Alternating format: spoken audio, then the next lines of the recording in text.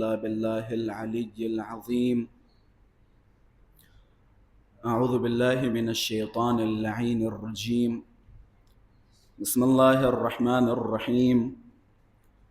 الحمد لله رب العالمين، والحمد لله الذي نور قلوبنا بمحبة علوية،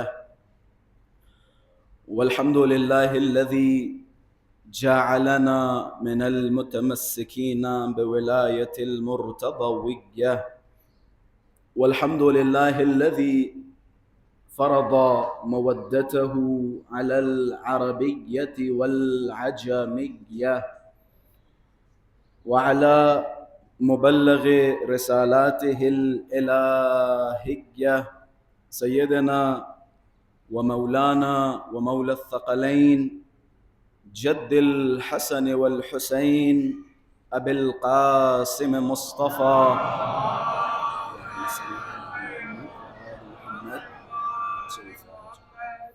أبي القاسم مصطفى محمد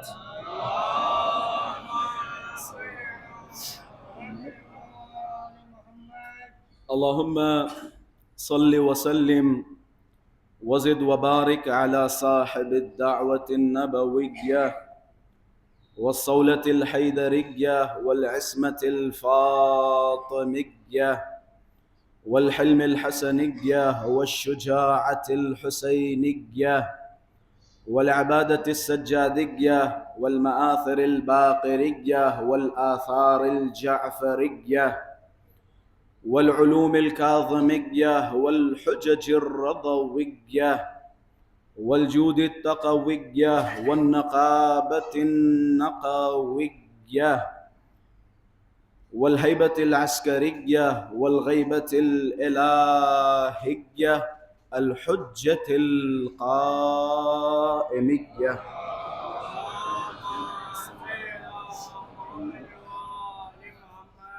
اللهم عجل لوليك الفرج والعافية والنصر، واجعلنا من أعوانه وأنصاره. أما بعد، فقد قال الله تبارك وتعالى في محكم كتابه ومتقن خطابه: بسم الله الرحمن الرحيم. إن الذين قالوا ربنا الله ثم استقاموا تتنزل عليهم الملائكة أن لا تخافوا ولا تحزنوا وأبشروا بالجنة التي كنتم توعدون. صدق الله العلي العظيم.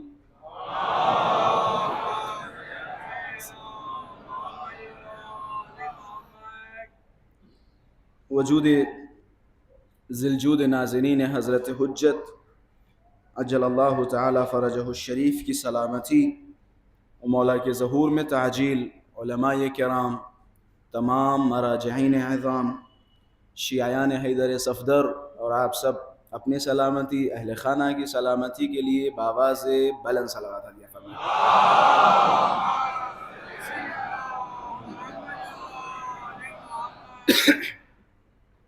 عزیزان محترم، امام چہار روم کی شہادت کی مجلس ہے۔ ظاہر سی بات ہے اس مجلس میں کوشش یہ ہوگی کہ امام سجاد علیہ السلام کا کربلا کے بعد رول کیا تھا اور کیسا تھا، اس پہ گفتگو کی جائے۔ یہ میں نے گفتگو کا خلاصہ آپ حضرات کی خدمت میں پیش کر دیا، جو دو لفظ میں ہے۔ اسلام رسول گرامی کی ذات لے کے آئی، اہل بیت اطہار علیہم السلام کی تمام شخصیات نے اسلام کو پھیلایا۔ امام حسین نے اسی اسلام کو اپنا گلا کٹوا کے اپنے اہل خانہ کو راہ خدا میں شہید کروا کے بچایا، اور امام سجاد علیہ السلام نے اسی بچے ہوئے اسلام کو لوگوں تک پہنچایا۔ امام سجاد علیہ الصلوۃ والسلام پہ گفتگو کرنے سے پہلے ظاہر سی بات ہے میرے سامنے فی الحال فیوچر کے بہت سارے قابل افراد بھی تشریف فرما ہیں اور بہت سارے قابل افراد جو فی الحال ہیں وہ بھی تشریف فرما ہیں. جس امام کی مجلس ہے اسی امام کے قول سے اقتباس کرتے ہوئے کلم الناس بقدر عقولہم، لوگوں سے ان کی عقلوں کے مطابق گفتگو کرو. تو میری نظر میں اگر آپ حضرات کو تھوڑی بہت گفتگو سخت لگے تو اس میں میری غلطی مت سمجھیے گا، یہ سمجھیے گا کہ قبلہ آپ حضرات کو بہت قابل اور بہت پڑھا لکھا سمجھتے ہیں، اور اس میں کوئی شک نہیں کہ آپ لوگ ماشاء اللہ سے ایک بہترین فضا میں تشریف فرما ہے. آپ حضرات کے پاس مختلف ذرائع ہیں تحقیق کے، جستجو کے. ایک جملے سے میں امام سجاد علیہ الصلوۃ والسلام پہ گفتگو کرنا شروع کر رہا ہوں. مشہور و معروف روایت ارتد الناس بعد الحسین الا ثلاث، یہ بعض روایتوں میں ہے 5. امام حسین کے بعد اکثر و بیشتر لوگ مرتد ہو چکے تھے. یہ کربلا کے بعد کی تاریخ ہے. شہادت امام حسین کے بعد یہ جو روایات میں بعض اوقات 3 4 او 5 4 5 یا 3 اس طرح کے الفاظ آتے ہیں تو اس سے مراد ایک خاص عدد نہیں ہے، بلکہ یہ قلت کی طرف اشارہ ہوتا ہے کہ کتنے کم لوگ رہ گئے تھے. اس کا ہرگز یہ مطلب نہیں کہ 3 4 ہی لوگ مسلمان بچے تھے باقی سارے مرتد ہو گئے تھے. یہ ایک اشارہ ہے کہ جناب والا ایک اکثریت امام حسین کی شہادت کے بعد مرتد ہو چکی تھی، بہت کم قرار لوگ تھے جو اسلام پہ باقی رہ گئے تھے. اب ذرا سوچیں کہ وہ دور، وہ زمانہ کہ جہاں اکثریت مرتد ہو چکی ہو، وہیں جب امام سجاد کا جنازہ گھر سے نکلے تو 3 سے 4 ہزار یا 5 ہزار لوگوں کی شرکت ہو. یہاں سے میں اپنی گفتگو کا آغاز کر رہا ہوں. کربلا کے بعد جہاں اکثریت مرتد ہو چکی ہو، وہاں امام سجاد کے جنازے میں تاریخ گواہ ہے کہ جناب امام سجاد علیہ الصلوۃ والسلام کو ممنوع المنبر کیا گیا تھا. امام سجاد کے لیے منبر نہیں تھا، امام سجاد کو کسی مسجد میں جانے کی اجازت نہیں تھی، پابندیاں تھیں بنو امیہ کی طرف سے. لیکن گھر میں بیٹھ کے امام سجاد علیہ الصلوۃ والسلام نے اس دین کو، اسلام کو کس طرح سے پہنچایا، اور وہ کربلا کا اہم پیغام جو امام حسین نے اپنی قربانی دے کے پیش کیا تھا، اس پیغام کی کس طرح سے حفاظت کی کہ جب مولا سجاد کا جنازہ نکلا تو تاریخ کا ایک بڑا مجمع امام سجاد علیہ الصلوۃ والسلام کے جنازے میں شامل تھا. یعنی امام سجاد علیہ الصلوۃ والسلام نے گھر پہ بیٹھ کے مختلف طریقوں سے وہ ماحول جو بنو امیہ نے ان کے خلاف کریٹ کیا تھا اسے بدل دیا. جناب شہادت حسین کے بعد آئیے تھوڑا سا میرے ساتھ سفر کیجیے. میں ظاہر سی بات ہے تاریخ کے بڑے حساس پہلو ہیں اور ماشاءاللہ سے جس جگہ میں خطاب کر رہا ہوں یہ جگہ بھی ان پہلوؤں کے لیے بڑی حساس ہے، تو میں بڑی ذمہ داری کے ساتھ اس پہ ہلکی سی روشنی ڈالوں گا. باقی آپ لوگوں کا فریضہ ہے کہ آپ حضرات خود ان چیزوں کی طرف جائیں. ماشاءاللہ سے یہ ایک مجلسوں کی برکت یہ ہے کہ ہمارا بچہ جو فرش اعضاء پہ بیٹھتا ہے ماشاءاللہ سے وہ بھی ٹھیک ٹھاک چیزوں کو سمجھنے لگتا ہے، ٹھیک ٹھاک عالم بن جاتا ہے فرش اعضاء کی برکت سے. کربلا کے بعد امام سجاد علیہ الصلوۃ والسلام نے 2 منطقے فیس کیے، ایک کوفہ اور دوسرا شام. تھوڑا سا میرا ساتھ دیں، انشاءاللہ گفتگو بڑی آسان کر کے آپ حضرات کی خدمت میں رکھوں گا. شاید یہ ایک نیا پہلو آپ حضرات کی خدمت میں کھولنے کی کوشش کر رہا ہوں. اب دیکھتا ہوں کہ اس کوشش میں کس حد تک میں کامیاب ہوتا ہوں. اس سے پہلے کہ میں اس کی طرف اشارہ کروں آئیے تھوڑا سا 1-2 جملے آیت کے حوالے سے بھی. قرآن مجید میں اللہ تبارک و تعالی ارشاد فرماتا ہے ان الذين قالوا ربنا الله ثم استقاموا تتنزل عليهم الملائكة الا تخافوا ولا تحزنوا. اللہ فرماتا ہے وہ جنہوں نے یہ کہا اللہ ہمارا رب ہے. جناب صرف آپ کا یہ نعرے لگانا کافی ہے کہ جناب والا اللہ ہمارا رب ہے، محمد مصطفیٰ ہمارے نبی ہیں، علی ہمارے اس نبی کے وصی ہیں، ولی ہیں، خلیفہ بلا فصل ہیں. کیا تنہا یہ نعرہ لگانا آپ کے لیے کافی ہوگا؟ زبانی نعرہ لگاتے رہیے. حضرت امیر علیہ الصلوۃ والسلام نے فتح مکہ کے بعد بہت سارے لوگ جو ظاہری طور پہ مسلمان ہوئے تھے وہ بھی اسلام کا نعرہ لگا رہے تھے. امیر المؤمنین نے نہج البلاغہ میں ان کے حوالے سے کیا فرمایا کہ یہ لوگ اسلام لے کے نہیں آئے بل استسلموا، بلکہ اسلام کا انہوں نے لباس پہنا ہوا ہے. یہ مولا علی کی تعبیر ہے نہج البلاغہ میں، وہ جو فتح مکہ کے بعد مسلمان ہوئے تھے، کہ یہ اسلام نہیں لے کے آئے بلکہ اسلام کا انہوں نے لباس پہنا ہوا ہے. اب جناب آپ کہیے کہ بھائی جب ایسا تھا تو اللہ کو ایکسپوز کرنا چاہیے تھا. دیکھیں اللہ کا ایک رول ہے، اللہ کا رول یہ ہے کہ اللہ ہر کسی کو دنیا میں ایکسپوز نہیں کرتا ہے. ہر مفتن کو، ہر خرافاتی کو، ہر فتنے باز کو اللہ ایکسپوز نہیں کرتا ہے. اس کا ایک وقت ہے، وہ اپنی حرکتوں کی وجہ سے چاہے ایکسپوز ہو جائے، وگرنہ اللہ کسی کو ایکسپوز نہیں کرتا. اللہ تبارک و تعالیٰ نے علامات بتا دی، سورہ منافقون نازل کر دیا کہ جناب والا وہ فتح مکہ میں ہوئے مسلمان جو آپ حضرات کے سامنے ظاہری لباس پہنے گھوم رہے ہیں، دوسری طرف ہم نے سورہ منافقون نازل کر دیا، لیکن ہم نے اس میں نام نہیں بتایا کہ فلاں مثال کے طور پہ رئیس المشرکین، فلاں لیڈر تھا منافقوں کا. اللہ تبارک و تعالیٰ نے کسی کا نام نہیں لیا، صفات بتا دیے. اب ماشاءاللہ سے آپ حضرات کا فریضہ ہے کہ آپ ان صفات کے ذریعے سے پہچانے کون حق پہ ہے اور کون باطل پہ ہے، کس کے چہرے پہ کون سا نقاب ہے کہ جس نقاب کی آڑ میں مومنین کے درمیان انتشار پھیلا رہا ہے یا فساد پھیلا رہا ہے. یہ فریضہ کس کا ہے؟ یہ فریضہ ہمارا اور آپ کا ہے. اللہ کسی کو ایکسپوز نہیں کرتا. اگر اللہ کو اسی دنیا میں ایکسپوز کرنا ہو تو پھر جناب والا یہ قیامت کا کانسیپٹ کس لیے؟ قیامت کس لیے؟ وہ روز قیامت ہوگا کہ جہاں اللہ ہر چہرے سے نقاب اتارے گا، پھر پتا چلے گا ارے فلاں صاحب، ارے یہ تو ہمارے پیر تھے، یہ تو ہمارے مرشد تھے، یہ تو ہمارے نبی و نام سرکار تھی. سرکار کا یہ حال ہے، سرکار خود ادھر ادھر بھاگ رہے ہوں گے، پریشان ہو رہے ہیں، پیر اور وہ مرید بیچارہ ان کے پیچھے پیچھے بھاگ رہا ہوگا. خلاصہ ایکسپوز کرنا اللہ کا کام ہے، وہ قیامت میں ایکسپوز ہوگا. فی الحال اللہ تبارک و تعالی نے تمام حق و باطل الگ الگ کر کے آپ لوگوں کے سامنے رکھ دیا. اب ہمارا فرض یہ ہے، پرابلم یہ ہے، معذرت کے ساتھ میں ایک دو جملات کی طرف اشارہ کر دوں، یہ میرے خیال سے زیادہ بہتر جوانوں کی خدمت میں پیغام جائے گا.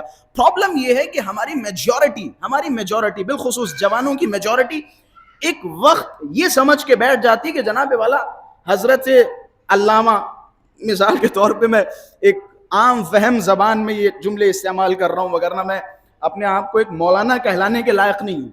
حضرت فلاں صاحب بڑے اچھے آدمی، داڑھی بڑی خوبصورت ہے، آنکھیں بڑی پیاری ہیں، آواز بہت اچھی ہے، عربی بہت پیاری بولتے ہیں، حضرت کے مرید ہو جاؤ.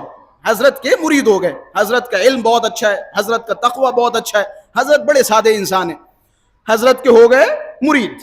اب حضرت ہو گئے ہمارے پیر، ہمارے مرشد.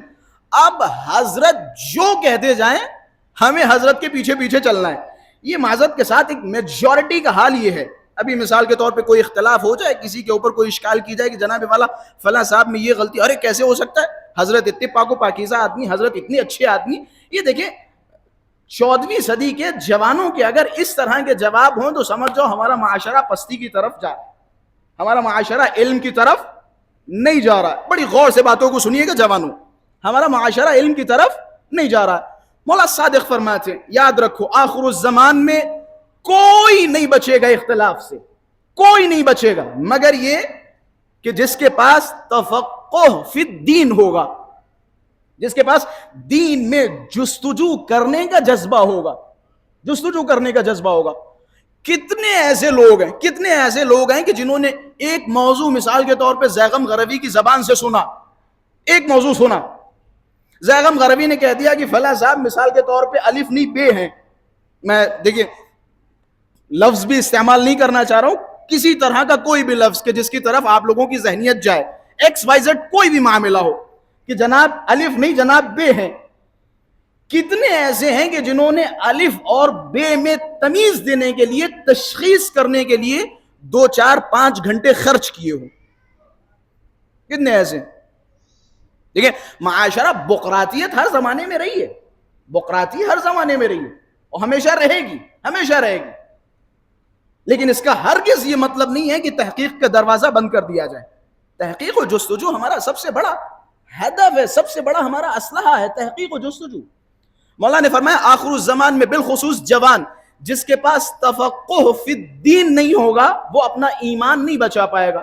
یصبح الرجل مؤمن ویمسا کافرا، صبح کا سورج نمودار ہوگا. یہ آخر الزمان کے حوالے سے یہ جملات ہیں اہل بیت اطہار کے. صبح کا سورج نمودار ہوگا مومن ہوگا، شام ڈھلتے ڈھلتے کافر ہو جائے گا. یہ کس بارے میں حدیث ہے؟ صبح مومن تھا، شام ڈھلتے ڈھلتے کافر.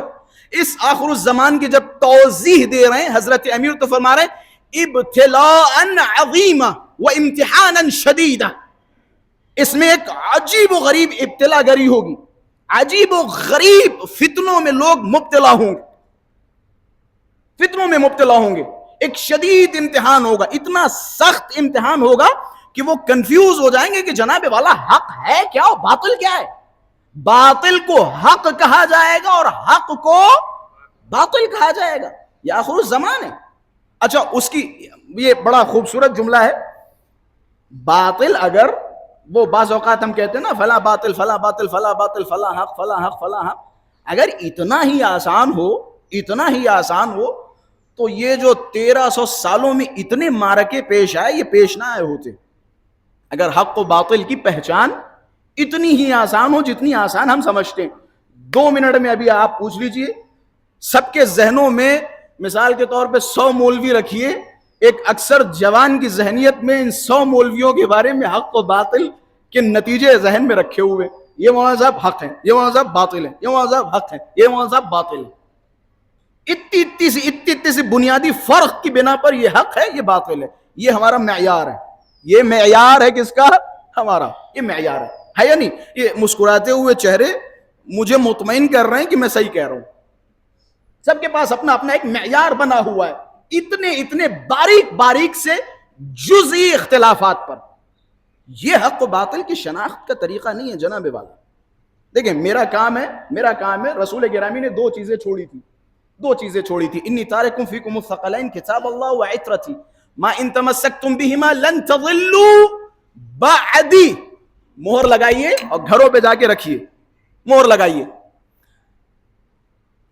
جناب والا میں تمہارے درمیان 2 گراں قدر چیزیں چھوڑ کے جا رہا ہوں. ایک اللہ کی کتاب اور دوسرے ہماری عطرت. ان دونوں چیزوں سے متمسک رہو گے. لن استمرار کا معنی دیتا ہے، ہرگز، ہمیشہ. لن تضلوا بعدی، میرے بعد ہرگز تم گمراہ نہیں ہوگے. اب اگر جناب والا کہیں سے آپ کو گمراہیت نظر آ رہی ہے تو سمجھ جائیے یا اس نے قرآن کے دامن کو چھوڑا ہے یا پھر عطرت کے دامن کو چھوڑا ہے. یہ رسول گرامی کی جناب یہ حدیث نہیں ہے، یہ وصیت ہے. وصیت کس پیغمبر کی وصیت ہے؟ اس پیغمبر کی وصیت ہے جس پیغمبر نے فرمایا اگر کوئی انسان بغیر وصیت مر جائے تو اس کی مرضی، وہ چاہے یہودیت کی موت مرے یا نصرانیت کی موت مرے، وصیت کے بغیر جو مر جائے. وہ رسول وصیت کر رہا ہے. وصیت، یہ میری وصیت ہے. فیکم الثقلین، 2 گراں قدر چیزیں چھوڑ کے جا رہا ہوں، اللہ کی کتاب اور ہماری عطرت. ان دونوں چیزوں سے متمسک رہو. ان دونوں چیزوں سے متمسک رہو گے ہرگز گمراہ نہیں ہوگے. جب حضرت امیر علیہ الصلوۃ والسلام کے بارے میں رسول گرامی نے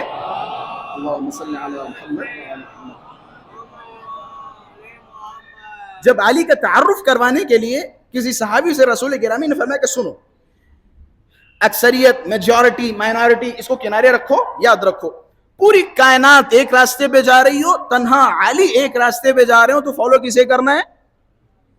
علی کے راستے کو. یہ نکات ہیں، یہ صرف فضائل کی حدیث نہیں ہے کہ جناب والا پڑھ دیا اور 2 منٹ اور 10 منٹ داد مل گئی، 2 نعرے لگ گئے، خلاص. جناب والا یہ شیعوں کا عقیدہ ہے، عقیدہ محکم عقیدہ ہے، محکم عقیدہ ہے. آپ ساری چیزوں کو ایک طرف جہاں پھنس جائیں، جہاں کچھ سمجھ میں نہ آئے، وہاں اہل بیت اطہار کو کھولیں اور چشمہ وہ لگائیں جو جعفر صادق نے دیا، چشمہ وہ لگائیں جو محمد باقر نے دیا. اس چشمے کو لگائیے اور پھر دیکھیے دنیا آپ کے سامنے صاف و شفاف ہو جائے گی. جہاں آپ پھنس جائیں وہاں چشمہ امام جعفر صادق کا لگائیے. یہ دنیا جناب والا آتی جاتی ہے، کل آپ ہو، ہم نہیں ہیں، ہم ہیں، آپ نہیں ہو. جو باقی ہیں وہ یہ ہستیاں ہیں، جو باقی ہے وہ قرآن و عطرت ہے. آپ 1000 اختلافات ایک طرف رکھیے، دو چیزیں کہ جس کی وصیت رسول گرامی نے فرمائی، وہ وصیت اپنے ذہن میں رکھیے، کتاب خدا اور اطرت سے متمسک رہیے. ان دونوں چیزوں سے متمسک رہیں گے کبھی گمراہ نہیں ہوں گے. اور میں نے ابھی شروعات میں ایک جملہ کہا تھا، شاید اسی کے مترادف جملہ تھا جو میں اب کہنے جا رہا ہوں. یہ جو دھوکہ ہمارے سامنے آتا ہے، دھوکے کے سینگ تو ہوتے نہیں ہیں. دھوکے کے کوئی سینگ ہوتے ہیں؟ مثال کے طور پہ گائے کے آپ کو بڑے بڑے 2 سینگ نظر آ جائیں گے. کیا دھوکے کے بھی کوئی سینگ ہوتے؟ دھوکے کے کوئی سینگ نہیں ہوتے. دھوکہ کہتے ہی اسے ہیں جو برسوں آپ کو سمجھ میں نہ آئے. دھوکہ ہمیشہ ہدایت کے لباس میں آتا ہے، اچھے لباس میں آتا ہے. حضرت امیر نے نہج البلاغہ میں وہ خطبہ میرے ذہن میں ایک زمانے میں پورا یاد تھا، ابھی فی الحال خطبے کے چند جملات ہیں. انما وقوع الفتن، یہ جو فتنے واقع ہوتے ہیں ان کے پیچھے خواہشات نفس ہوتی ہے اور انسان کے اپنے ذاتی پروپیگنڈاز ہوتے ہیں. کسی فتنے کو پھیلانے کے لیے ذاتی پروپیگنڈاز ہوتے ہیں. پھر مولا نے کیا خوبصورت جملہ فرمایا کہ دھوکہ ہوتا کیسا ہے؟ یأخذ منها ضغف ومنها ضغف. دھوکہ کیا کرتا ہے؟ تھوڑا سا ادھر سے حق اٹھاتا ہے اور تھوڑا سا باطل اٹھا کے دونوں کو ملا دیتا اور پیش کر دیتا. آؤ بھیا بسم اللہ کھا لو. یہ دھوکے کا کام ہوتا ہے. یہ دھوکے کا کام ہوتا ہے. ہمارا آپ کا کیا فریضہ ہے؟ ہمارا آپ کا فریضہ یہ ہے کہ ہم اسے پہچانیں. کیسے پہچانیں؟ اس میرے چشمے سے پہچانیں گے یا آپ کے چشمے سے پہچانا جائے گا یا آپ کے چشمے سے پہچانا جائے گا؟ کسی کا چشمہ اس لائق ہے کہ جس چشمے سے حق و باطل پہچانا جا سکے؟ کوئی چشمہ اس لائق ہے؟ ایک چشمہ ہے کہ جس چشمے سے سالوں سے اور برسوں سے حق و باطل پہچانتے چلے آ رہے ہیں. اسلام کوئی آج کا دین تو ہے نہیں بھائی. 5 سال پرانا دین نہیں ہے، 10 سال پرانا دین نہیں ہے، 50 سال پرانا دین نہیں ہے. ہم بعض اوقات باتیں تو ایسے کرتے ہیں کہ جیسے 20 سال پہلے ابھی دین آیا ہے. اس سے پہلے دین ہی کہاں تھا؟ 1400 سال پرانا دین ہے. جب 1400 سالوں سے جو چشمہ ہمارے علماء نے، مراجع کرام نے، فقہا نے لگایا، ہمیں وہ چشمہ لگانا چاہیے یا میرا دیا ہوا چشمہ یا فلاں کا دیا ہوا چشمہ لگانا چاہیے؟ جناب امام سجاد علیہ السلام کی زندگی کی طرف میں اشارے کروں گا. امام سجاد علیہ السلام، صلوات پڑھیں مل جل کے محمد وال محمد کے ساتھ. امام سجاد علیہ السلام نے یہ جو انقلاب پیدا کیا، یہ اس بنیاد پہ انقلاب پیدا کیا.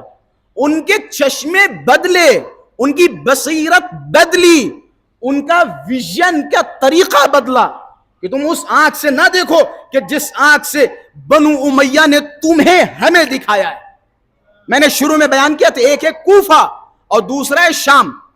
دونوں جگہ امام سجاد نے خطبے دیے. بس میرے خیال سے وہ موضوع اور میں زیادہ گھستا رہوں گا تو ٹف سے ٹف ہوتا چلا جائے گا اور بعد میں ممکن ہے بہت سارے سوالات ذہنوں میں پیدا ہو جائیں. 2 طرح کے خطبات ہیں امام سجاد کے. ایک خطبات شام میں دیے اور ایک خطبات کوفہ میں دیے. دونوں گراؤنڈ میں فرق کیا ہے؟ شام میں اور کوفہ میں فرق کیا ہے؟ میں نتیجہ پہلے بتا دے رہا ہوں، پھر انشاءاللہ مقدمہ اور ذیل مقدمہ کی طرف. نتیجہ یہ، امام سجاد نے جو خطبات، امام سجاد یہ سیدہ زینب سلام اللہ علیہا نے جو خطبات کوفہ میں دیے، وہ خطبات توبیخی ہیں. زیادہ تر، اکثر میں ان خطبات کے جملات کا ایک تجزیہ کر رہا ہوں. توبیخی ہیں، مذمت ہے کوفیوں کی. کوفیوں کی مذمت ہے. تمہاری مثال کے طور پہ اس عورت کی طرح ہے جو دن بھر کچھ سلے اور پھر رات میں خراب کر دے. یہ اس طرح کے خطبات ہیں. مذمت کی جا رہی کوفیوں کی. کیوں؟ کیونکہ کوفیوں میں جرأت نہیں تھی، شجاعت نہیں تھی، بہادری نہیں تھی، لہذا ان کی مذمت کی جا رہی ہے. تم جانتے تھے حق کیا ہے، باطل کیا ہے. کیوں؟ کیونکہ میں نے روایات میں پڑھا کہ جناب زینب سلام اللہ علیہا باقاعدہ کوفہ میں درس تفسیر دیا کرتی تھی، تفسیر قرآن کا درس دیا کرتی تھی. سید ابن طاؤس نے لکھا اور اسی طرح شیخ عباس قمی نے لکھا کہ حضرت امیر بعض اوقات جناب زینب سلام اللہ علیہا جب درس دیا کرتی تھی تو دروازے کے پیچھے کھڑے ہو کے درس زینبی سنا کرتے تھے. درس زینبی سنا کرتے تھے. کیا فصاحت و بلاغت ہوا کرتی تھی. کوفہ کی میجورٹی جناب زینب سلام اللہ علیہا کے درس میں آیا کرتی تھی. خواتین کی میجورٹی درس میں آیا کرتی تھی. تو کوفہ کی خواتین تو جانتی ہیں یہ کون ہے، یہ اہل بیت اطہار ہیں، یہ رسول کے خاندان والے. کوفہ کے لوگ جانتے تھے. لیکن شام کا ماحول ایسا نہیں تھا. یہ دونوں ڈیفرنس بتا رہا ہوں, اور دونوں جگہ جو اہل بیت اطہار نے خطبات دی ان دونوں میں فرق, اور پھر انشاءاللہ نتیجہ. یہ بڑی اہم گفتگو ہے. کوفہ میں جتنے خطبات دیے وہ توبیخی ہیں. کیوں توبیخ؟ کیونکہ یہ لوگ تو ہماری پرسنالٹی سے واقف تھے, یہ ہمارے مقام سے واقف تھے, یہ جانتے تھے, انہوں نے اسی لیے خط لکھے اور ہمیں بلایا. انہیں پتا تھا ہم کون ہیں, انہیں پتا تھا میرا بابا کون ہے, انہیں پتا تھا کہ میری ماں کون ہے, انہیں پتا تھا میری دادی کون ہے, انہیں سب کچھ پتا تھا. امیر المومنین بالاخره 5 سال اسی کوفہ میں رہے, امام حسن بھی رہے, امام حسین بھی رہے, امام زین العابدین بھی رہے, اور بقیہ ائمہ بھی کوفہ میں رہے. لہذا کوفیوں کو پتا تھا ان کی شخصیت کیا ہے, ان کی شناخت کیا ہے. کوفیوں کی اگر کوئی سب سے بڑی پرابلم تھی تو وہ کیا تھی؟ جرأت, شجاعت اور بہادری کی کمی. یہ کوفیوں کی پرابلم تھی. شام کی پرابلم کیا ہے؟ شام کے پس منظر کو تھوڑا سا تاریخی وے میں سمجھتے ہیں. میں نے کہا تھا میں احتیاط کے ساتھ گفتگو کروں گا, باقی سمجھنا آپ حضرات کے اوپر چھوڑوں گا. شام کب فتح ہوا؟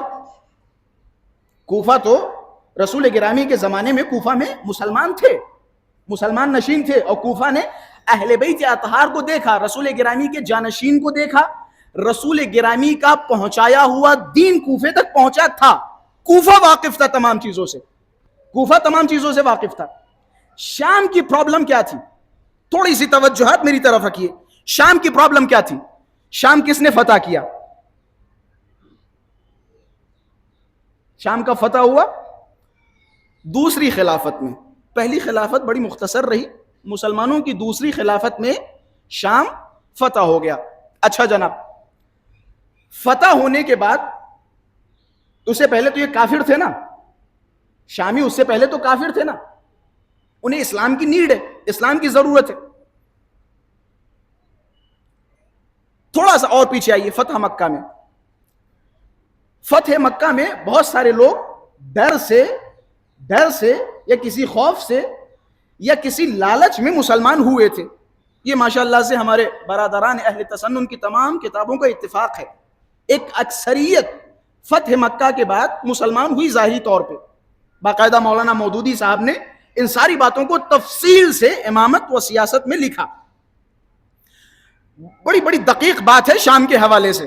شام کا تعارف ہوگا, پھر امام سجاد کی شخصیت شفاف نظر آئے گی کہ امام سجاد نے آخر کیا کیا, اور کس طرح سے تبلیغ کی, اور ہمیں کس طرح سے اسلام پیش کرنا چاہیے.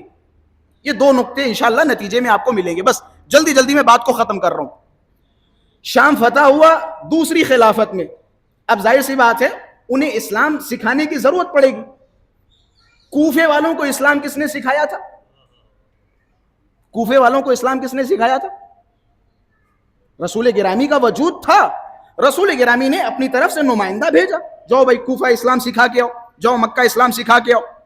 لیکن شام رسول گرامی کے زمانے میں تو فتح نہیں ہوا تھا.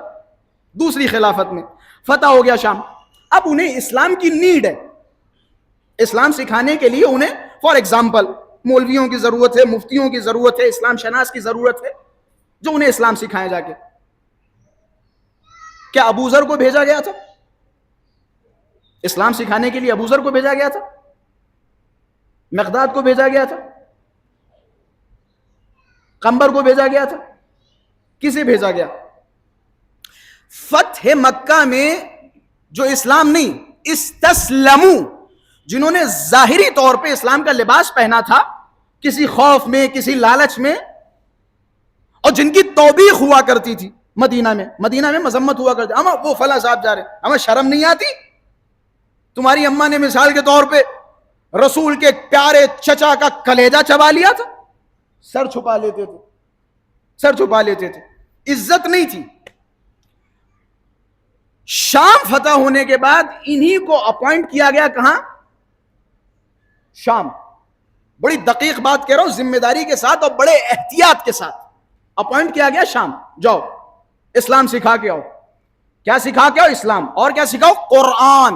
قرآن سکھاؤ. اچھا جناب, یہ جو آپ دیکھتے ہیں کہ شامیوں کے دلوں میں اہل بیت کے لیے اتنی بغض کیوں ہے, اس کی ایک وجہ, جاؤ سکھاؤ جا کے اسلام. جنہیں مدینے میں کبھی عزت نہیں ملی, کیونکہ مدینے والے تو جانتے کہ جناب والا جنگ بدر میں تمہارے اجداد تھے, جنگ احد میں تمہارے اجداد تھے, مثال کے طور پہ ساری جنگوں میں تم لڑتے رہے، جنگ احد میں چاروں طرف سے رسول گرامی کو تم نے گھیرا، بھائی رسول گرامی کے پیارے چچا کو تم نے مار ڈالا، کلیجہ چبا لیا، یہ ساری باتیں ہوئیں، تمہارے بارے میں سورہ منافقون نازل ہوا، سب کچھ ہوا، تمہیں اسلام کا نمائندہ بنا کے شام بھیجا گیا، تم شام میں بتاؤ گے تو کیا بتاؤ گے؟ کیا بتاؤ گے؟ جب آیت مثال کے طور پہ آیت کی تلاوت ہوگی، مثال کے طور پہ ایک جگہ قرآن میں لکھا ہوگا شجر خبیثہ، تو تم شامیوں کو کیا بتاؤ گے؟ بتاؤ کیا بتاؤ گے؟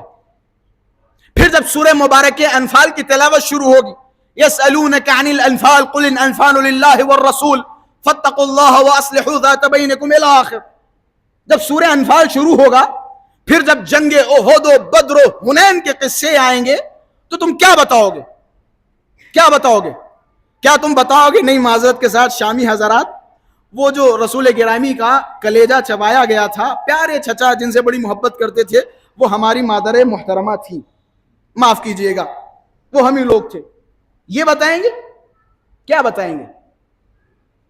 ہر شے میں انوالو یہ تھے، تو یہ کیسے اسلام کو بتائیں گے؟ اب انہوں نے اسلام کو بتانے کا طریقہ کچھ یوں اپنایا، وہ خبائث، وہ رذائل، وہ کمیاں، وہ خامیاں جن میں خود ملوث تھے، ان خامیوں کو نعوذ باللہ نستجیر باللہ اہل بیت اطہار پہ چپکا دیا۔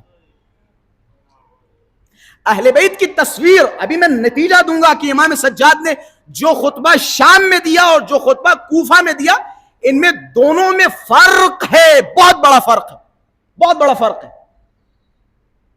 اب انہوں نے جو اہل بیت کی تصویر، یہ بیچارے، میں لفظ بیچارہ استعمال کر رہا ہوں شامیوں کے لیے، بیچارہ استعمال کر رہا ہوں، ان کے درمیان جب سید سجاد کا لٹا ہوا قافلہ گیا تو یہ ہنس رہے تھے، مسکرا رہے تھے، تالیاں بجا رہے تھے، تالیاں بج رہی تھی، بلا رہے تھے کہ جناب آ جاؤ آ جاؤ، کیا ہوا؟ کہ وہ جو معذرت کے ساتھ نقل قول کفر نہیں ہوتا، یہ نقل کفر نہیں ہوتا، یہ باقاعدہ اعلان کر رہے تھے ہم آ جاؤ۔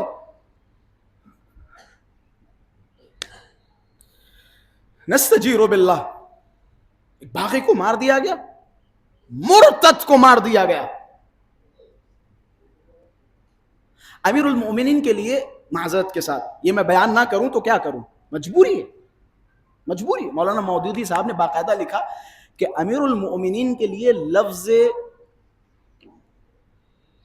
بیان نہ کروں تو میرے خیال سے بچوں تک حق نہیں پہنچے گا، لفظ نعوذ باللہ، لفظ چور استعمال کرتے تھے،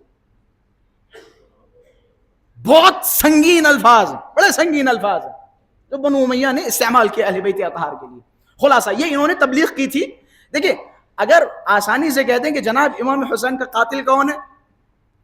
یزید، میں کہوں گا بڑا سادہ بیچارہ ویکتی ہے، یہ بڑا سادہ انسان ہے، اسے نہ تاریخ کی کوئی خبر ہے نہ حدیث کی کوئی خبر ہے۔ اگر امام حسین کا قاتل صرف یزید پر رک جایا جائے تو یہ تاریخ کے ساتھ ناانصافی، یہ امام حسین کے ساتھ ناانصافی، صرف یزید پہ اگر روک دیا جائے معاملہ، یہ ناانصافی۔ میں ختم کر رہا ہوں اپنی بات کو۔ وہ افراد جو مدینے میں مقبول نہیں تھے وہ شام میں جا کے مقبول ہو گئے، انہیں بیچاروں کو کچھ نہیں پتا تھا، کچھ نہیں پتا تھا، ان کے دلوں میں بغض آل محمد، وہ جو اہل بیت اطہار کا سراپا تھا، وہ جو اہل بیت اطہار کی چین تھی، وہ جو اہل بیت اطہار کے فضائل و مناقب تھے، وہ چھپا دیے گئے۔ مثال کے طور پہ آیت تطہیر، انما یرید اللہ لیذھب عنکم الرجس، جب شامی کوئی ان سے پوچھے گا کہ جناب یہ آیت کس کے بارے میں نازل ہوئی، تو یہ یہی کہا کرتے تھے یہ آیت ہمارے بارے میں، ویسے بھی بنو امیہ اور بنو ہاشم آگے چل کے مل جاتے، یہ ان کا دعویٰ تھا کہ ہم رسول گرامی کے خاندانی۔ تو خلاصہ انہوں نے اس طرح سے اسلام کو ریپرزینٹ کیا شام میں۔ یہی وجہ ہے کہ اکثریت امام حسین کو مارنے والی شامیوں میں سے تھی، کیونکہ شامیوں کی نظر میں اہل بیت کی کوئی شناخت نہیں تھی، اہل بیت کا کوئی چہرہ نہیں تھا، اہل بیت کا کوئی معیار نہیں تھا، اہل بیت کا کوئی مرتبہ نہیں تھا، ان کے پاس کوئی فضائل و مناقب نہیں تھے اہل بیت اطہار کے۔ یہی وجہ ہے، بس میں نتیجے کی طرف جا رہا ہوں، یہی وجہ ہے کیونکہ کوفی اہل بیت کے بارے میں جانتے تھے، انہوں نے مدد نہیں کی، لہٰذا یہ اشارہ تھا ان کی بزدلی کی طرف۔ تو جناب زینب سلام اللہ علیہ نے جب ان کے درمیان خطبہ دیا تو ان کی مذمت کی، ان کی توبیخ کی، لیکن امام سجاد نے جب شام میں خطبہ دیا تو شامیوں کی مذمت نہیں کی، شامیوں کی مذمت نہیں کی، یزید و امثال یزید کی مذمت کی، لیکن شامیوں کی مذمت نہیں کی۔ کیوں نہیں کی؟ کیوں؟ کیونکہ امام جانتے ہیں کہ ان کے پاس حق پہنچا ہی نہیں، ان کے پاس حق پہنچا ہی نہیں۔ آپ خطبات کے جملے میں زبانوں سے کہوں گا، خدا را وقت نکالیں، یہ 2 خطبات ماشاءاللہ سے چیٹ جی پی ٹی سے سرچ کر کے یہ 2 خطبات پڑھیے گا، جناب زینب سلام اللہ علیہا اور امام سجاد کا شام کا خطبہ۔ اچھا، ان دونوں خطبات میں کیا ہوا؟ ادھر توبیخ ہوئی، مذمت ہوئی کہ یہ تم نے کیا کیا، تم نے بلایا تھا امام حسین کو، 18,000 یا 12,000 خطوط لکھے تھے، تم نے دھوکہ دے دیا، یہ کوفے سے خطاب ہے۔ لیکن شام سے جب خطاب ہوا تو امام سجاد نے شامیوں کی توبیخ نہیں کی، بلکہ کھڑے ہو کے کہنے لگے ایھا الناس انا ابن زمزم و منا، میں زمزم کا بیٹا ہوں، میں منا کا بیٹا ہوں، میں محمد عربی کا بیٹا ہوں، میں محمد مصطفیٰ کا بیٹا ہوں،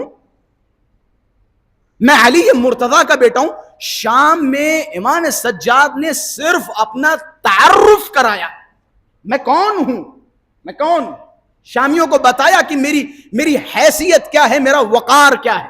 امام سجاد جب مسجد میں گئے، بس میں ختم کر رہا ہوں باتوں کو اس خطبے کے ذریعے، امام جب مسجد میں گئے تو مسجد میں جمعے کا روز تھا، ایک خطیب جس طرح سے بنو امیہ کا ایک رواج تھا، ایک معمول تھا کہ وہ اہل بیت اطہار کے خلاف بکواس کیا کرتے تھے، غلاظت بکا کیا کرتے تھے، گالیاں دیا کرتے تھے۔ ہمیں جملہ بڑا آسان ہے، بڑی آسانی سے آپ لوگوں نے سن لیا، لیکن کبھی ایک ہلکے مزاج اور ٹھنڈے دماغ سے اس جملے کو بیٹھ کے پڑھیے، ہم جہاں ایسے ویسے فضائل کہ جن فضائل کے بعد رسول گرامی فرماتے ہوں کہ مجھے ڈر ہے کہیں میری امت اسی فتنے میں ملوث نہ ہو جائے جس فتنے میں نصارہ ملوث ہوئے، عیسیٰ کو خدا کا بیٹا سمجھنے لگے۔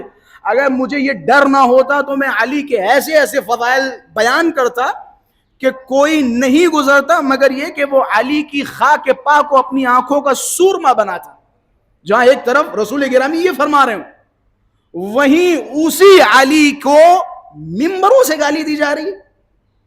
سخت جملہ ہے جناب والا، سخت جملہ ہے۔ محرم کی مجلسوں میں اگر یہ واضح نہ ہو تو کہاں واضح ہوگا؟ سخت ہے، سخت ہے۔ امام سجاد جیسے ہی گھسے، دیکھا ایک خطیب اہل بیت کے خلاف غلاظت بک رہا ہے، اہل بیت کی توہین کر رہا ہے، اہل بیت کے خلاف باتیں کر رہا ہے۔ امام نے خطاب کیا، ایھا الخطیب ویحک، لعنت ہو تجھ پر، یا ویلک، وائے ہو تجھ پر، اشتریت مرضات المخلوق بسخط الخالق، تو نے لوگوں کو راضی کرنے کی خاطر اپنے رب کو ناراض کر دیا۔ کسے راضی کرنا چاہتا ہے؟ کسے راضی کرنا چاہتا ہے؟ آپ مجھے عزت دے رہے ہیں، آپ مجھے عزت دے رہے ہیں، مثال کے طور پہ آپ کو عزت میری وجہ سے مل رہی ہے یا کسی کو عزت آپ کی وجہ سے مل رہی ہے؟ عزت دینے والی ذات اللہ کی ہے۔ ساری کائنات ایک طرف ہو جائے لیکن اللہ کا ارادہ ہو اسے عزت دینا، ساری کائنات فیل ہو جائے گی، اللہ اسے عزت دے کے رہے گا۔ اشتریت مرضات المخلوق بسخط الخالق، مخلوقات کو راضی کرنے کی خاطر تو نے اللہ کو غضبناک کر دیا۔ یہ کیا بیان کر رہا ہے؟ ایک جملہ ایڈ کر دوں، جب یہ اترا تو امام سجاد نے اجازت مانگی اس لکڑی کے انبار پہ جانے کی۔ یہ باقاعدہ لفظ ہے، عربی لفظ ہے روایات میں۔ امام سجاد نے باقاعدہ فرمایا کہ مجھے لکڑیوں کے انبار پہ جانے کی اجازت دو۔ یہاں پہ ہمارے خطبہ بڑے اچھے نکات بیان کرتے تو وہ نکتہ میں بھی بیان کر دوں۔ یہی امام سجاد نے پیغام دیا کہ جناب ممبر وہ ہے جہاں سے ہمارا تذکرہ ہو، وہ ممبر ہے، وہ ممبر ہے۔ ایک آپ اسٹیج کہہ سکتے ہیں، دنیاوی تذکرے ہو رہے ہیں، آپ کہیں جناب والا اسٹیج ہے۔ ممبر وہ ہے جہاں سے قرآن و اہل بیت بیان کیا جائے، وہ ممبر ہے، وہ ممبر ہے۔ یہاں سے ادھر ادھر کی اوٹ پٹانگ، یہ بات وہ بات، یہ وہ فلاں فلاں، وہ ممبر نہیں ہو سکتا۔ امام سجاد کا جملہ یاد رکھیے گا، لکڑیوں کا انبار ممبر نہیں ہے، ممبر وہ ہے جہاں ہمارا تذکرہ ہو۔ جہاں قرآن و اہل بیت بیان کیا جائے وہ ممبر ہے۔ امام سجاد نے اجازت مانگی اجازت مانگی، انہیں اجازت نہیں دی۔ تو میں یہاں پہ ایک جملہ ایڈ کر سکتا ہوں، کیوں نہیں اجازت دی؟ کیونکہ ان کے دلوں میں اپنے باطل ہونے کا خوف تھا۔ تو سمجھ میں یہ آتا ہے کہ علم سے ڈرتا وہ ہے کہ جس کے مذہب کی بنیادیں کھوکھلی ہوں، وہ علم سے گھبراتا ہے۔ جس کی بنیادیں کھوکھلی ہوں وہ علم سے گھبراتا ہے۔ امام سجاد علیہ السلام جب اس لکڑی کے انبار پہ آ کے ممبر بنایا اور پھر خطبہ دیا، اپنا تعارف کرایا، امام نے یہاں گفتگو سیلیوشن بیسڈ کی، پرابلم بیسڈ نہیں کی۔ میں جوانوں کی خدمت میں ہاتھوں کو جوڑ کے، یقیناً لمبا بیان تھوڑی بہت خستگی لاتا ہے، لیکن میں 5-6 منٹ کی درخواست کروں گا کہ تھوڑی سی خستگی کو دور کر کے جس طرح سے ساری باتیں سنی، یہ بات بھی میری سن لیں اور آخری پیغام ہوگا انشاءاللہ۔ امام سجاد نے گفتگو کیسے کی، کس موڈ میں کی؟ سیلیوشن بیسڈ، پرابلم بیسڈ گفتگو نہیں کی۔ فرق کیا ہے دونوں خطابت میں، دونوں گفتگو میں؟ ہمارے یہاں معذرت کے ساتھ میرے سامنے بہت سارے سن رسیدہ افراد تشریف فرمائیں اور یقیناً ان کے تجربات بہت زیادہ ہیں۔ میری عمر میں 3-4 مرتبہ پلس ایڈ کرتے رہیے، اس سے زیادہ ماشاءاللہ سے آپ میں سے ایک اکثریت کے تجربات ہوں گے۔ تو میں نہایت ادب کے ساتھ یہ جملے ان اپنے ہمسن و کمسن کی خدمت میں رکھ رہا ہوں۔ اگر یہ نقطہ ٹھیک ٹھاک لگے تو مجھے ضرور، میں بزرگوں سے دعائیں چاہوں گا مجلس کے بعد اس نقطے کے حوالے سے۔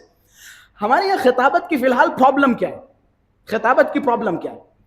ہمارے یہاں 80 to 90% بیانات پرابلم بیسڈ ہیں، سیلیوشن بیسڈ نہیں ہے۔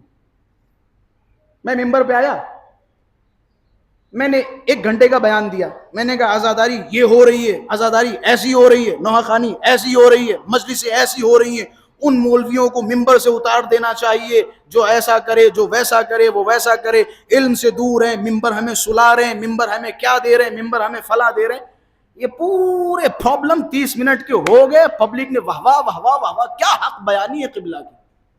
مطلب جتنا عوام کو ذلیل کرتے رہو اتنا ہی مولوی صاحب کے نام اعمال میں حق بیانی کے اسٹامپ لگتے چلے جائیں گے۔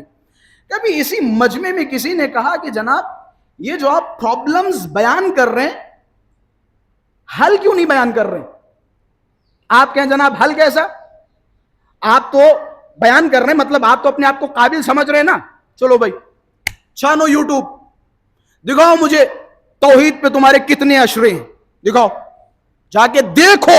وہ جو ممبروں سے بیٹھ کے اصلاح ممبر کی بات کر رہے ہیں، مثال کے طور پہ 1 گھنٹہ پرابلم بیسڈ بیان دے رہے ہیں، ان کا ایک یوٹیوب پہ چھانیے جا کے توحید پہ 5، توحید پہ 10 چھانیے، آپ نبوت پہ 5 چھانیے۔ آپ بھائی آپ اگر آپ اصلاح کرنا چاہتے، علم دینا چاہتے، تو آپ سیلیوشن بیسڈ وہ عمل کر کے تو دکھاتے۔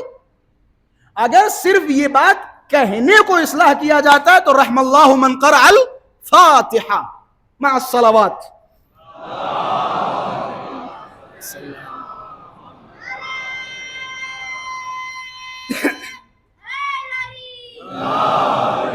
دیکھیں میں بھی یہاں پہ سادی سطحی باتیں 10-15-20 کرتا اور 1 گھنٹہ اپنا ختم کرتا ہوں، میں جا سکتا تھا، میں آرام سے جان سکتا تھا، 2-4 ابھی قصے آپ کو سناتا، امام سجاد پہ گفتگو کرتا ہوں، چلا جاتا، بڑا آسان تھا میرے لیے۔ لیکن میں جان بوجھ کے گفتگو کر رہا ہوں تو اس کے پیچھے ریزن ہے، ایک ہے پرابلم بیسڈ اور ایک ہے سیلیوشن بیسڈ۔ خطابت کا طریقہ جو مؤثر خطابت ہے وہ سیلیوشن بیسڈ ہے، پرابلم بیسڈ نہیں۔ اور سستانی صاحب کی 2 سال پہلے یا پچھلے سال کی نصیحت اگر پڑھے جا کے تو سستانی صاحب کی ایک نصیحت خطبہ کے لیے کہ خدا را ممبروں سے افشاء منکر نہ کیا جائے۔ افشاء منکر یعنی کیا؟ یعنی برائیوں کو عام نہ کیا جائے۔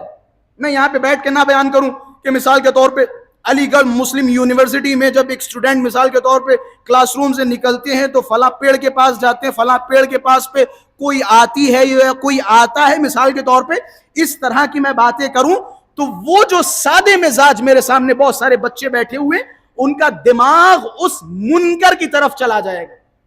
یہ سختی سے منع کیا گیا ہے کہ ممبروں سے افشاء منکر نہ کیا جائے. اس سے یقین کریں قوم میں کوئی اصلاح نہیں ہوگی.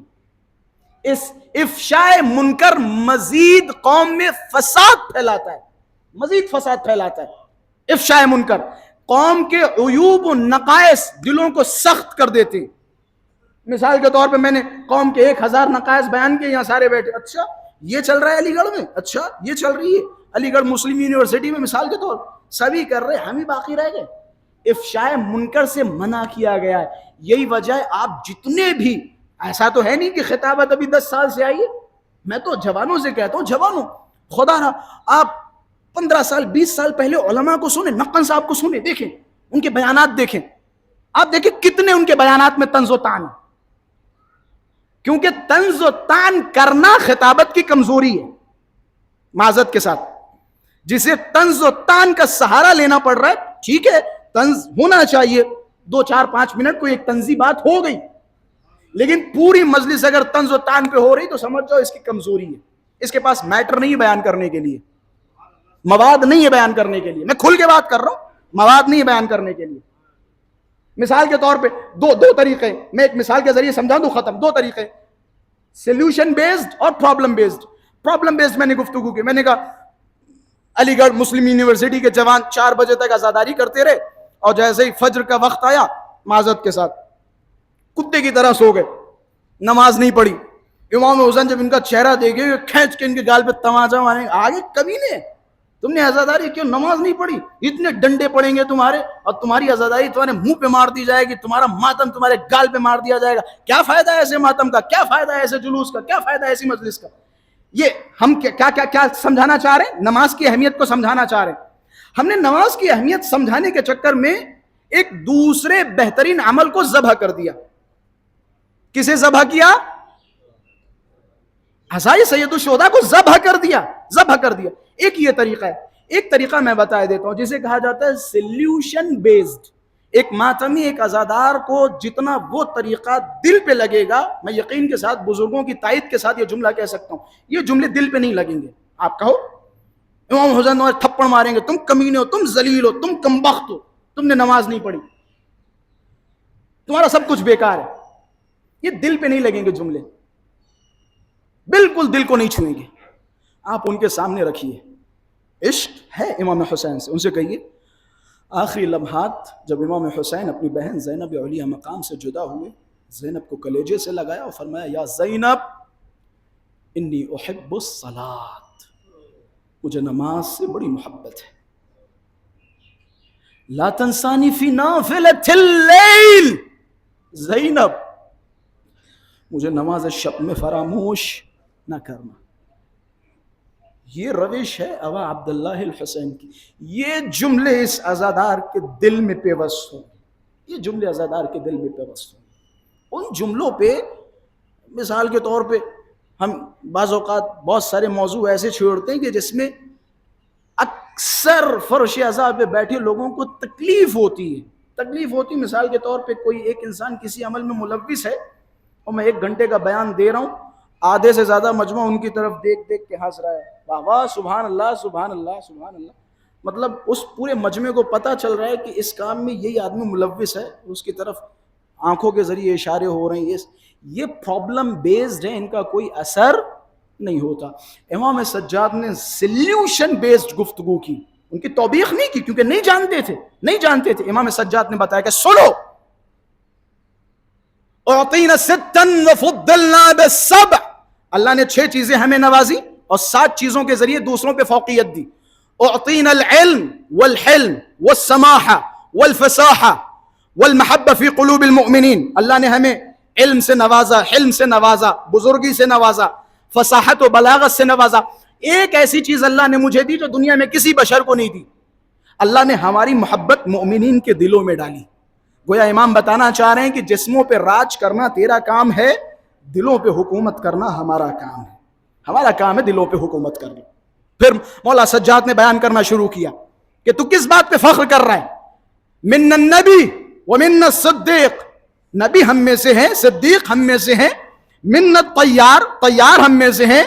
منا اسد اللہ، اللہ کا شیر حمزہ ہم میں سے ہے، منا سیدہ شباب اہل الجنہ، جنت کے جوانوں کے سردار ہم میں سے ہیں حسن و حسین، منا سیدۃ النساء هذه الامہ، سیدہ نساء هذه الامہ یعنی سیدہ فاطمہ ہم میں سے ہیں، منا مہدی هذه الامہ، اس امت کی آخری حجت ہم میں سے ہے، تو کس سے مقابلہ کر رہا ہے؟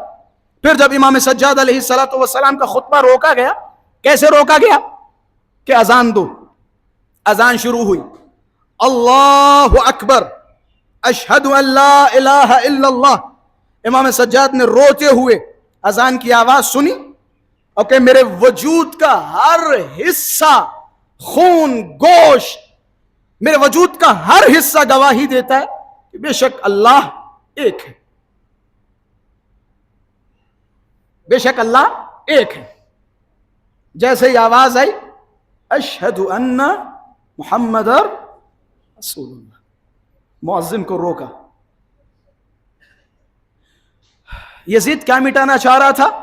وجود رسول مٹانا چاہ رہا تھا، اپنی نسبت رسول کی طرف دینا چاہ رہا تھا۔ شامی نہیں جانتے تھے، امام سجاد نے روکا کہ یزید تو بتا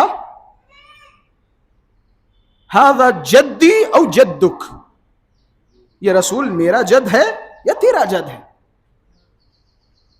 شامی بیدار ہو جاؤ، ہوشیار ہو جاؤ، اسی نبی کا کلمہ پڑھتے ہو نا، یہ میرا جد ہے، یہ میرا جد ہے۔ امام سجاد کا وہ جملہ یاد آتا ہے، شام میں ظاہراً امام سجاد نے فرمایا تھا کہ جن کے بارے میں یہ آیت نازل ہو قُلْ لَا أَسْأَلُكُمْ عَلَيْهِ أَجْرًا إِلَّا الْمَوَدَّةَ فِي الْقُرْبَةِ، اے رسول ہمیں کوئی، ان سے کہہ دو ہمیں کوئی اجر نہیں چاہیے سوائے اس کے کہ یہ ہم سے، یہ آپ کے قرابت داروں سے محبت کریں۔ امام سجاد نے جملہ فرمایا تھا، تاریخ کا سب سے حساس جملہ ہے۔ امام سجاد نے فرمایا کہ اگر میرا جد، میرا نانا اس امت سے کہتا مجھ پہ ظلم و ستم ڈھاؤ، میری امت میرے اہل خانہ کو مارے پیٹے پریشان کرے، تو یہ اتنا ظلم نہیں کرتے جتنا انہوں نے ظلم ہم پہ ڈھایا۔ فخر رازی کے جملے، فخر رازی کے جملے کہ تاریخ میں کوئی نہ ایسا دن ہے، نہ کوئی ایسا خاندان ہے کہ جسے ایک دن میں ایک سرزمین پر 3 دن کا بھوکا و پیاسا مار دیا گیا ہو، 3 دن کا بھوکا و پیاسا مار دیا گیا ہو۔ 2 خطبے تھے، ایک خطبہ تھا امام سجاد کا، ایک کربلا میں خطبہ تھا امام حسین کا، دونوں خطبوں کو روکا گیا۔ ایک خطبے کو اذان کے ذریعے روکا گیا، لیکن دوسرا خطبہ جب علی اصغر کو ہاتھوں میں لے کے حسین خطاب کر رہے، تو کسی نے جب حسین کے کلام کو روکنے کے لیے کہا تو اذان کے ذریعے نہیں بلکہ آواز دی اقطع کلام الحسین، ارے حسین کے کلام کو سے شعبہ تیر سے روک دے۔ اللہ اکبر، اللہ اکبر۔ خدا آپ کو کوئی غم نہ دے سوائے غم مظلوم کربلا کے۔ آپ کو پتہ ہم اور آپ کس امام پہ گریہ کرنے کے لیے بیٹھے؟ اس امام پہ گریہ کے لیے بیٹھے جو ہمارے گریہ کی سب سے بڑی دلیل ہے، ہمارے گریہ کی سب سے بڑی حجت ہے۔ امام سجاد، جب کسی نے کربلا کے بعد امام سجاد کی بارگاہ میں آنے کے بعد عرض کیا کہ مولا سجاد میرے بیٹے کی شادی ہے، مولا میں چاہتا ہوں آپ میرے گھر پہ تشریف لائیں، اپنے امامت والے ہاتھوں سے میرے بیٹے کے سر پہ صحرا باندھ دے۔ مولا نے کیا کیا مظلومانہ جملہ فرمایا کہ اے شخص، کربلا کے بعد خوشیاں ہم پہ حرام ہے، ہم نے کربلا کے بعد خوشیوں کو اپنے اوپر حرام کر لیا۔ ارے کیسے خوشی کربلا کے بعد؟ ہاتھوں کو جوڑا کہ مولا میری خواہش ہے، میرے بیٹی کی خواہش ہے آپ تشریف لائیں۔ مولا نے فرمایا ٹھیک ہے، ایک مومن کی درخواست ہے، مومن کی درخواست کو قبول کرنا میرا فریضہ ہے۔ مولا سجاد گھر پہ گئے، روایت کے جملے ہیں، میں عین ہی جملے آپ حضرات کی خدمت میں نقل کر رہا ہوں۔ مولا نے جیسے ہی اس دستار کو لیا، اپنے امامت والے ہاتھوں سے باندھنا شروع کیا۔ جیسے جیسے دستار باندھتے جاتے تھے، فرقرق عیناہ من الدموع، کہتے جیسے جیسے امام سجاد اس دستار کو سر پہ باندھتے جاتے تھے، ویسے ویسے امام سجاد کی آنکھوں سے آنسو نکلتے جاتے تھے۔ شخص دوڑتا ہوا امام کے قریب آیا کہ اے میرے مولا، اے میرے آقا، یہ خوشی کا موقع ہے، میں نے آپ کو بلایا تھا کہ آپ میرے بیٹے کے سر پہ صحرا باندھے، لیکن مولا یہ منظر کیا ہے؟ آپ رو رہے ہیں، آپ کی وجہ سے یہ سارے لوگ گریا کر رہے۔ عجب نہیں، مولا سجاد نے فرمایا کہ اے شخص، جس طرح تیرا یہ جوان بیٹا ہے، ویسے ہی کربلا میں ہمارا بھی ایک جوان تھا، ارے ہماری بھی خواہش تھی اس کے سر پہ صحرا باندھے، لیکن ہماری خواہش پوری نہ ہو سکی، ہماری خواہش پوری نہ ہو سکی۔ امام سجاد واحد ایک امام سجاد کی شہادت ہے کہ جن کی شہادت پہ وجہ شہادت نہیں بیان کی جاتی، بلکہ ان کی زندگی کے مصائب بیان کیے جاتے ہیں، کیونکہ جس کی زندگی کے مصائب اس کی شہادت سے سخت ہو، جس کی زندگی کے مصائب اس کی شہادت سے سخت ہو۔ روایت کے جملے جب بھی امام سجاد سے کبھی پوچھا جاتا تھا نا، مولا سب سے سخت لمحہ کیا ہے، تو امام سجاد فرمایا کرتے تھے الشام الشام الشام، مولا شام میں ایسا کیا ہوا؟ ارے کیا نہ ہوا شام میں؟ ایک ننھی بچی کے گوشوارے شام میں چھنے، گال پہ تماچے شام میں لگے، سیدانیوں کے سروں سے چادریں شام میں چھنی، بس رونے کے لیے ایک جملہ، شرابیوں کا ہجوم تھا، لوگوں کے ہاتھوں میں شراب تھی، یزید تخت نشی تھا، منادی ندا دے رہا تھا اے شامیوں، اے تماشا دیکھنے والوں، ذرا باہر نکلو، یہ علی کی بیٹی زینب ہے، یہ ام کلثوم ہے، یہ رباب ہے۔ بس آخری روایت کے جملے ہیں، کربلا میں امام حسین کی شہادت کو لے کے سید سجاد نے سب کچھ دیکھا، سید سجاد نے دیکھا کس طرح سے کربلا میں لاشیں بکھرے تھے، لہٰذا امام سجاد نے کربلا کے بعد کبھی کٹے ہوئے گوشت کی طرف نظر نہیں ڈالی، کیونکہ جب بھی نظر ڈالتے تھے کربلا کے وہ ننگے بدن نظر آ جاتے تھے۔ جب بھی امام بازار جایا کرتے تھے نا تو تمام قصاب اپنے گوشت پہ کپڑا ڈال دیا کرتے تھے۔ امام سجاد ایک دن جیسے ہی بازار میں پہنچے، کیا دیکھا؟ ایک قصائی نے اپنے گوشت پہ کپڑا نہیں ڈالا، امام کی نظر پڑی، امام خاموش ہو گئے، زمین پہ بیٹھ گئے۔ قصائی روتے ہوئے آیا، ہاتھوں کو جوڑا کہ مولا معاف کر دیجئے، میں بھول گیا تھا، آپ کی دل آزاری ہوئی۔ مولا نے سر پہ ہاتھ رکھا کہ پریشان نہ ہو، کوئی غلطی نہیں، تو بھول گیا تھا، بس اتنا بتا دے، میرے 3 سوال ہے، 3 سوالوں کا جواب دے دے، بس میں ختم کر رہا ہوں مسائل، ابھی تابوت برآمد ہوگا، امام سجاد کا شبیہ تابوت نکلے گا۔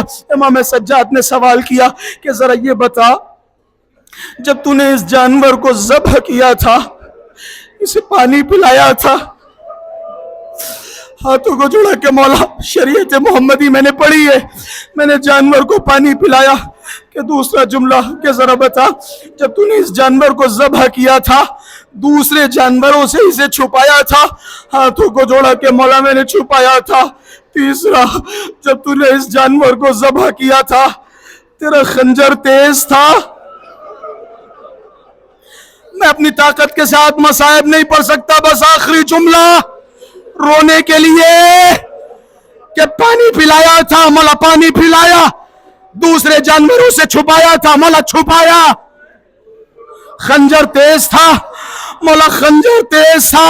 روایت کے جملے ہیں، مولا سجاد نے سنا، مولا تڑپ گئے، کربلا کا رخ کیا، اے میرے مظلوم بابا، آپ کو ذبح کیا، پانی نہ پلایا، بابا آپ کو ذبح کیا، پھوپھی زینب دیکھ رہی تھی، بابا آپ کو ذبح کیا، خنجر کند تھا، ایک خنجر، یا اللہ، دوسرا خنجر، دادی سارا، اے میرے اللہ، میرے بیٹے کی خیر ہو، اے شیر، خنجر آہستہ چلا، چکیاں پیس کے حسین کو پالا ہے، بڑے نازوں سے